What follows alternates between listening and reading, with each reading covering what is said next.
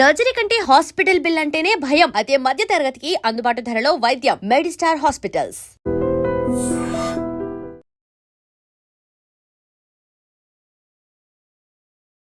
Welcome to I dream. నా పేరు లుంబిని. ఈరోజు మనతో పాటు ఉన్నారు ఖ్యాతన ఆరోగ్య కేంద్రం నుండి డాక్టర్ దిలీప్ గారు, expert in Ayurveda, acupuncture and natural sciences. ఆయనతో మాట్లాడదాం. Hello sir. Hello. So nerves weakness, నరాల బలహీనత, దానివల్ల మొత్తం బాడీ మీద ఎఫెక్ట్ ఉంటుంది. ఎందుకంటే అక్కడే ఉంటుంది కంట్రోల్ సిస్టమ్, మెయిన్ సెంటర్ మనకు. సో దానివల్ల మొత్తం బాడీ అంతా ఎఫెక్ట్ అవుతుంది కాబట్టి, సో ఒక్కొక్క ప్రాబ్లం అంటే మనకు న్యూరల్ రిలేటెడ్గా ఏమేమి ప్రాబ్లమ్స్ ఉన్నాయి, వాటికి మనకు ఆయుర్వేదాలో, న్యాచురోపతిలో, న్యాచురల్ సైన్స్ యూజ్ చేసి ఎలా మనం బయటపడచ్చు? ఇప్పుడు మీరు చాలా చిన్న విషయం చెప్పారు, అంటే నర్వస్ వీక్నెస్ అని. అసలు దీని రూట్ కాజ్ ఏంది?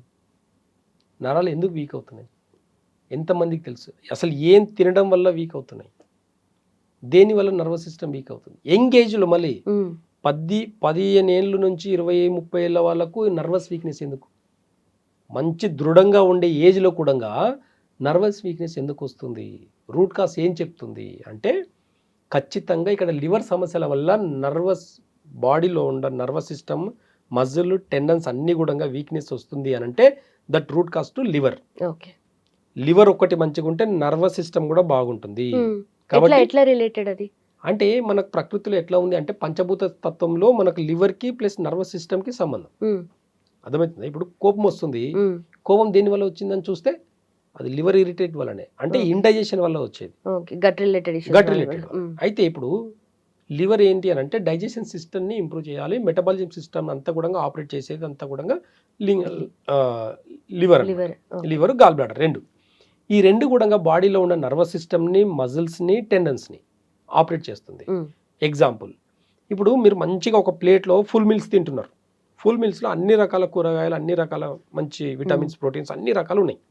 ఆ ఫుల్ మీల్స్లో మీకు కావాల్సిన ప్రోటీన్స్, మీకు కావాల్సిన విటమిన్స్, మీకు కావాల్సిన మినరల్స్, అన్ని పోషకాలు ఉన్నాయి. తిన్నారు, తిన్నది డైజెషన్ అయితే కదా మీకు అవన్నీ ప్రోటీన్స్, విటమిన్స్ అన్ని కూడా మీ బాడీకి అబ్జర్వ్ అవుతాయి. కరెక్ట్. అప్పుడు నాకేంటి, నేను తింటానే ఉన్నా, నాకేం ప్రాబ్లం లేదు, బాగా డైజెషన్ అయిపోయింది, మళ్ళీ 4 hours ఆగి మళ్ళీ ఫుల్ మీల్స్ తిన్నా. చాలా మందికి తెలియని విషయం ఏంటి అంటే, తిన్నది తిన్నట్టే మోషన్కి వెళ్తున్నారు. డైజెషన్ సిస్టమ్ ప్రాపర్గా అయితే బాడీలో నర్వస్ సిస్టమ్ అనే ప్రాబ్లమే లేదు, మజిల్ రిలేటెడ్ ప్రాబ్లం లేదు, టెండన్ వీక్నెస్ లేదు, అబ్జార్ప్షన్ అనేది ఉండదు కదా. ఎందుకు మరి? అది ఎందుకు? అది లివర్ వల్ల వచ్చేది. లివర్కి ఏం కావాలి? ఇప్పుడు మనం ఫుల్ మీల్స్ తింటున్నామంటే, అన్ని రకాల పోషకాలు అన్నీ కలుపుకొని తింటున్నామంటే, ఒక్కసారి ఫుల్ మీల్స్ తింటే అది డైజెషన్ అవ్వడానికి 8 గంటలు పడుతుంది మనకు. మార్నింగ్ 9కి తిన్నారనుకోండి, 8 గంటలు అంటే మళ్ళీ 5 o'clock తినాలి. మీరు ఏం చేస్తున్నాం? మధ్యలో ఇంకో రౌండ్ వేస్తున్నాం కదా. అంటే తిన్న ఫుడ్ డైజెషన్ కాకముందే మళ్ళీ మీరు ఫుడ్ తింటే, ఫస్ట్ తిన్నదే మీకు 8 గంటలు డైజెషన్కి టైం పడితే, మళ్ళీ మధ్యలో తింటే మరి ఎట్లా తెలుస్తుంది? 3 పూటలు అయితే తినాలా మినిమం? తింటారు, అందరు తింటారు యావరేజ్ గా. ఒకప్పుడు 3 పూటలు తిన్న వాళ్ళు ఎవరు తెలుసా? 24 గంటలు మంచిగా ఎండల గట్టిగా పగలంతా ఎండల పనిచేసిన వాళ్ళు 3 పూటలు తిన్నారు. అంత శక్తి వాళ్ళకి అంత ఎనర్జీ లాస్ అవుతుంది. ఎవరైనా ఊర్లలో చూడండి, మీరు పల్లెటూళ్ళలో పొలం పనులు చేసే వాళ్ళు లావుగా ఉంటారా? స్లిమ్గా, టైట్గా, స్కిన్ టైట్గా, మజిల్స్ ఎంత హార్డ్గా ఉంటుంది వాళ్ళ గట్ హెల్త్ బాగుంటుంది కాబట్టి వాళ్ళు మజిల్స్, నర్వస్ సిస్టమ్ ప్రాబ్లం లేవు వాళ్ళకు. 30 ఏళ్ళకి ఇంట్లో కంప్యూటర్ సిస్టమ్ని ఆపరేట్ చేసుకుంటే నాకు నర్వస్ సిస్టమ్ ప్రాబ్లం అంటారు.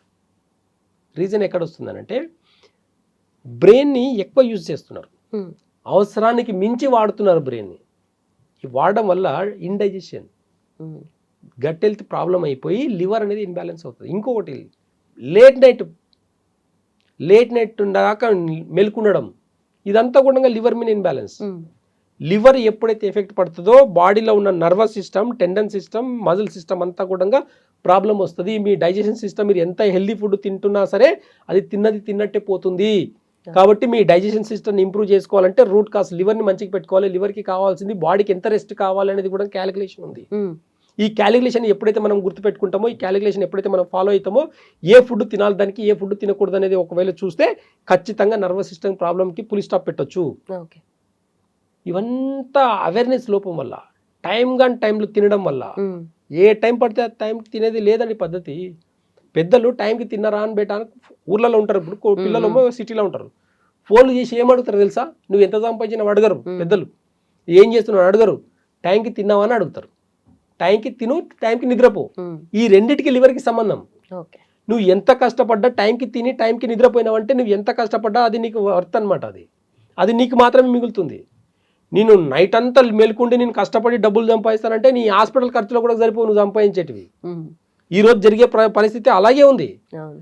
ట్రీట్మెంట్ కన్నా టాబ్లెట్లు 500 రాస్తే టెస్టులు 5000 రాస్తున్నారు. ఇప్పుడు చెప్పు, ట్రీట్మెంట్ అంటే నీకు 500 ఖర్చు అయిందా 5000 ఖర్చు అయిందా? దీనికి అవసరం ఏముంది? నీ బాడీకి, నీ నర్వస్ సిస్టమ్ వీక్నెస్కి కొంచెం నిద్ర, బాడీకి రిలాక్స్ అండి.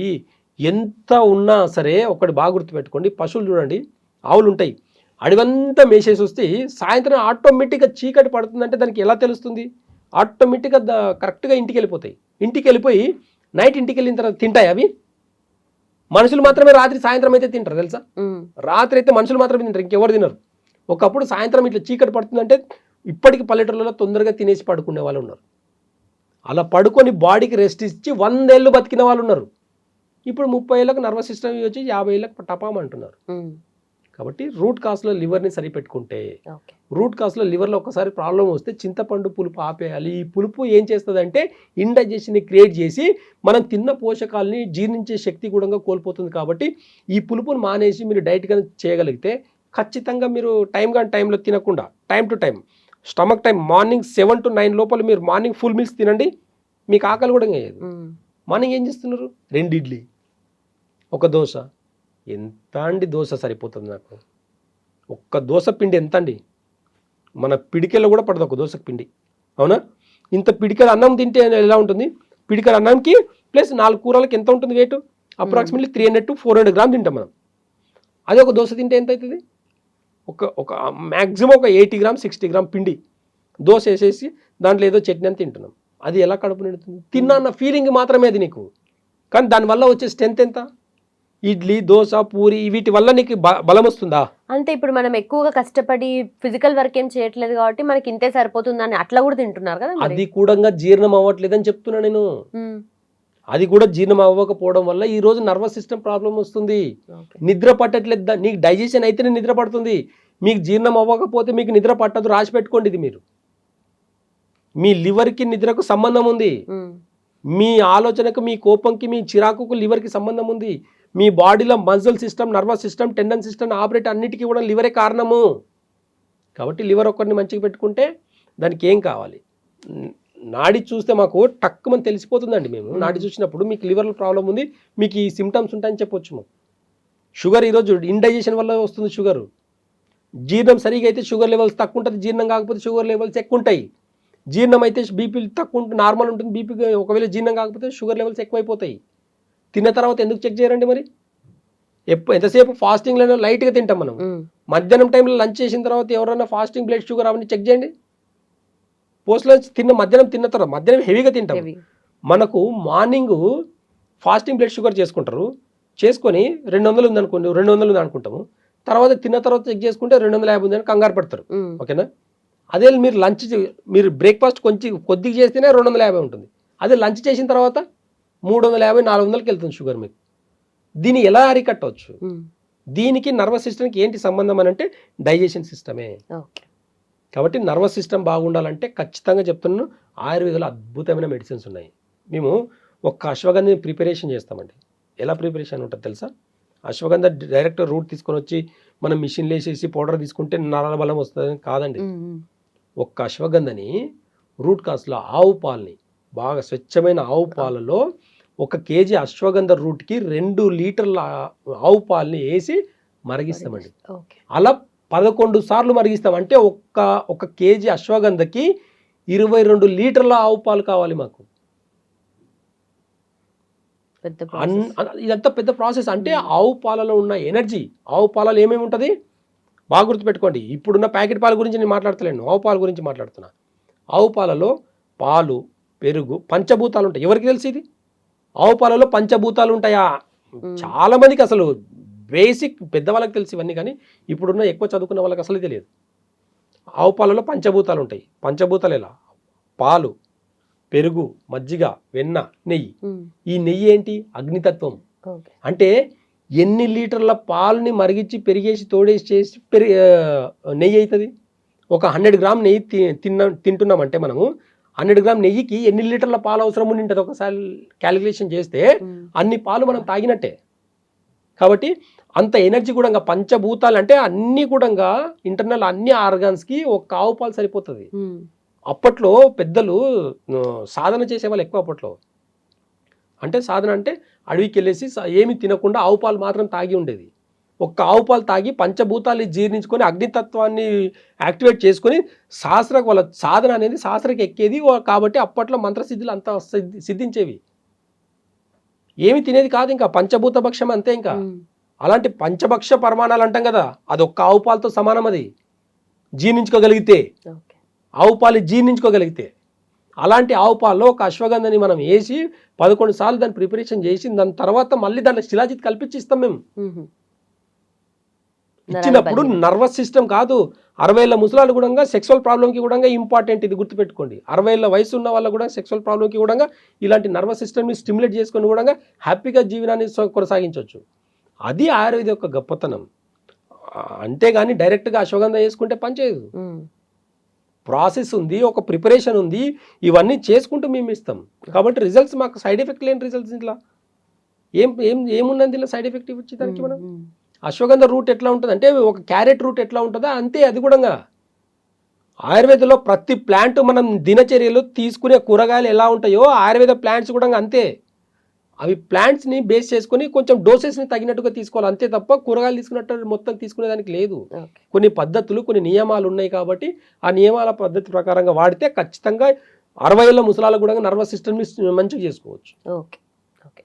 సో ఇప్పుడు చిన్నవాళ్ళు పెద్దవాళ్ళని డిఫరెన్స్ లేకుండా అందరికీ ఉంటే తలనొప్పి, బయటికి ఎండకెళ్ళొస్తే తలనొప్పి అంటారు, స్టెప్స్ ఎక్కినా తలనొప్పి వస్తుంది, కూర్చొని లేచినా తలనొప్పి, అంటే ఇంత మైగ్రేన్ ఎక్కువైపోతుంది కదా. సో దానికి ఏం చేయొచ్చు అంటారు? దానికి కూడా రూట్ కాజ్ అంటే మైగ్రేన్కి, హెడేక్కి, లైటింగ్ చూసిన దానికి వీటన్నిటికీ రూట్ కాజ్ చూస్తే లివరే. లివర్ గాల్ బ్లాడర్ ఇన్బ్యాలెన్స్ వల్ల, అంటే డైజెషన్ ఇన్బ్యాలెన్స్ వల్లనే ఇది వచ్చేది. కాబట్టి డైజెషన్ సిస్టమ్ని మంచిగా పెట్టుకుంటే ఆటోమేటిక్గా మైగ్రేన్, హెడేక్ తగ్గిపోతుంది. దీనికి కూడా ఆయుర్వేదంలో పిప్పల చూర్ణము ప్లస్ సొంటి 2 కలిపించి చేసుకుంటే ఖచ్చితంగా మైగ్రేన్ని పర్మనెంట్గా తగ్గించవచ్చు. సొంటి మన బాడీలో ఎట్లా పనిచేస్తుందంటే మన కాల్షియంకి, అంటే హై కాల్షియం అంటే సొంటి. మనకు పోషక లోపం రాకూడదు బాడీలో, గుర్తుపెట్టుకోండి.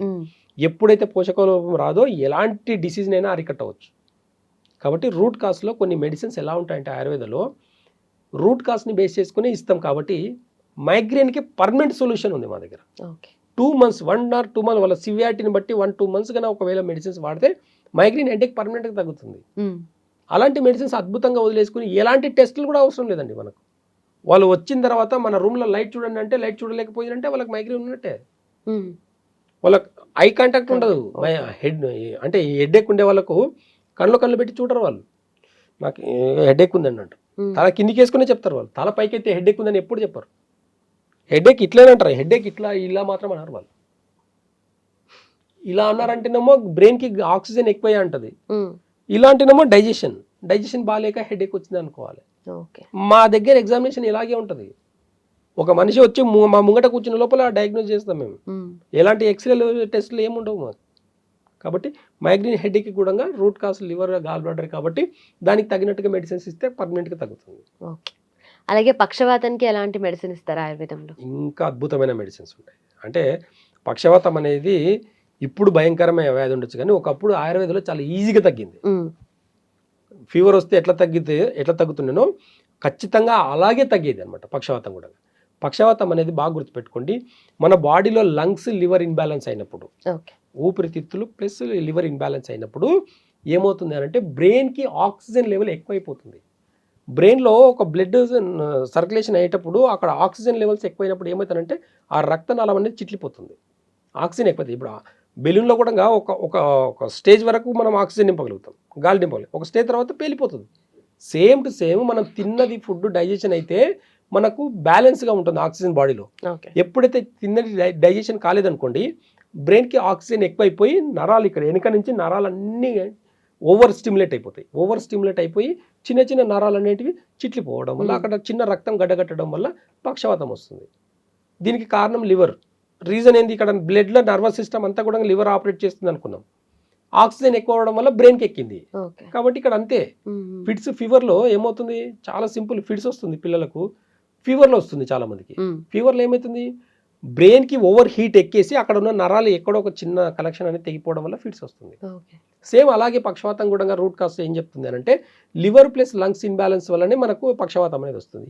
ఈ రెండు ఆర్గాన్స్కి మనం వైద్యం చేయగలిగితే ఎంత గడ్డగట్టినా సరే బ్రెయిన్లో అది స్లోగా డిజాల్వ్ అవ్వడం వల్ల మళ్ళీ నర్వస్ సిస్టమ్ అంతా కూడా, కాలు చేతులు అంతా కూడా మళ్ళీ నార్మల్ చేసుకోవచ్చు. కాబట్టి రూట్ కాజ్ నుంచి ఎప్పుడైతే వైద్య విధానం మనం పాటిస్తామో, ఖచ్చితంగా దానికి తగినట్టుగా పథ్యం వాడతామో, ఖచ్చితంగా పక్షవాతం కూడా పెద్ద విషయం కాదు, తగ్గించుకోవచ్చు అనేది ఆయుర్వేదం చెప్తుంది. ఆయుర్వేదంలో చాలా అద్భుతమైన ఏకాంగ వీరరసన ఉంటుంది. అంటే కొన్ని మెడిసిన్స్ ఎలా ఉంటాయనంటే చాలా అద్భుతమైన బ్రెమ్మివటి అని ఉంటాయి. బ్రెమ్మివటి ఈ బ్రెయిన్ మీద పనిచేస్తాయి, ప్లస్ లంగ్స్ మీద పనిచేస్తుంది, ఆక్సిజన్ లెవెల్స్ని బ్యాలెన్స్ చేస్తుంది, రక్తం గడ్డగట్టిన దాన్ని డిజాల్వ్ చేస్తుంది. ఇలాంటివి చేసే ఇలాంటి మెడిసిన్స్, వాటి కాంబినేషన్ ఆఫ్ మెడిసిన్స్ ఇచ్చినప్పుడు చాలా అద్భుతమైన రిజల్ట్స్ వస్తాయి మాకు. దీనికి ఎలాంటి టెస్టులు రాదండి, ఒక మనిషి నడుచుకుంటూ వస్తుందంటేనే తెలిసిపోతుంది మనకు. ఇంకోటి, పక్షవాతం రాకుండా కూడా చూసుకోవచ్చు. మీ లంగ్స్, మీ లివర్ని బాగు పెట్టుకున్నంత వరకు మీకు పక్షవాతం రాదు, గుర్తుపెట్టుకోండి. ఇంకొకటి, పక్షవాతం అనేది హెరిడిటీ వల్ల కూడా కొంతమందికి వస్తుంది. ఇంట్లో ఎవరికైనా పక్షవాతం అంటే వాళ్ళ జనరేషన్లో ఎవరికో ఒకరికి వచ్చేలాగా అవకాశాలు కూడా ఉంటాయి. రీజన్ ఏంటి అంటే అవే ఒకే రకమైన ఫుడ్ తినడం వల్ల.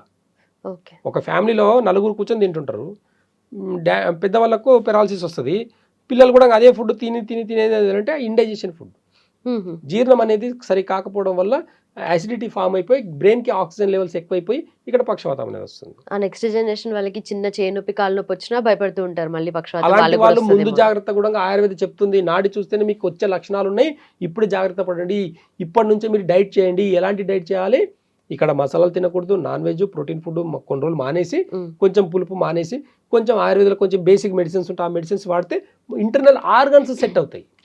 ఇంటర్నల్ ఆర్గాన్స్ ఒక్కసారి సెట్ అయిపోతే మళ్ళీ అవి బాగా పాడవడానికి 5 సంవత్సరాలు పడుతుంది.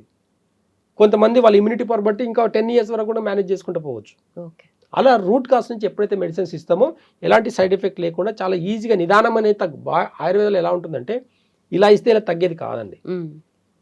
మనం ఫుడ్ అంటే మెడిసిన్స్ కూడా జీర్ణం అవ్వాలి. ఇక్కడ మనం ఇచ్చే ప్రతి మెడిసిన్ కూడా ఎప్పుడైతే డైజెషన్ అవుతుందో దాని ప్రాపర్టీస్ మన బాడీకి వస్తుంది. కాబట్టి స్లోగా పనిచేసినా సరే లాంగ్ టర్మ్లో బాగుంటుంది. ఇట్లా వేసుకుంటే ఇలా బాగా అయిపోవాలనుకుంటే ఆయుర్వేద పనికిరాదండి. మీరు అలోపతి హాస్పిటల్కి వెళ్ళి టెస్టులు చేసుకుని, ఆపరేషన్లు చేసుకుని హ్యాపీగా ఉండండి. Right sir, thank you so much. And for more videos, please subscribe to iDream. Please subscribe to iDream. Please subscribe iDream. And please subscribe to iDream. For more videos, subscribe to iDream. please like, share and subscribe to the channel. Congratulations, iDream. Subscribe to iDream. Subscribe to iDream. So subscribe to iDream Media. iDream team andarki huge congratulations. Please subscribe iDream Media. Please subscribe to iDream. Subscribe iDream. Please subscribe to iDream. iDream అంటే నా కళల ఛానల్ను subscribe చేసుకున్న నోరు తిరుగుతలేదు, మీరైతే గంట గుర్తు కొట్టండి. For more such videos, please subscribe to iDream. Subscribe to iDream. Please subscribe to iDream. Please subscribe iDream Media. Please do subscribe to iDream. Please subscribe to iDream Media. For best entertainment and information, please subscribe iDream. And don't forget to subscribe to iDream.